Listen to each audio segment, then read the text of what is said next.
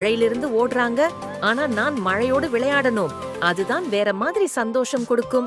அப்படி கூர்ந்து யோசித்தவுடன் குட்டி குருவி தனது சிறிய சிறகுகளை விரித்தது.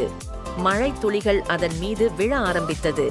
குளிர்ந்த தண்ணீர் உடலெல்லாம் படும்போது அது சி சி சி என்று சிரித்து ஆடியது. மரங்களில் விழும் மழைத்துளி டப் டப் என்ற சத்தம் குருவியின் கீச்சு சத்தத்தோடு கலந்து அழகான இசை போல கேட்டது. மழை முடிந்ததும் வானம் தெளிந்தது. அதே சமயம் வானத்தில் ஒரு அழகான 7 வண்ண வானவில் தோன்றியது. அதை பார்த்த குட்டி குருவி மகிழ்ச்சியுடன், வாவ், என்ன அற்புதம்! மழையோடு விளையாடினதால்தான் இவ்வளவு அழகான வானவிலையும் நான் பார்க்க முடிந்தது. உண்மையிலே சின்ன சின்ன விஷயங்களில் மகிழ்ச்சியை காணறதுதான் வாழ்க்கையின் பெரிய பரிசு என்று சொன்னது. அந்த நாள் முதல் குட்டி குருவி எப்போதும் சிறிய விஷயங்களிலேயே மகிழ்ச்சி தேட ஆரம்பித்தது.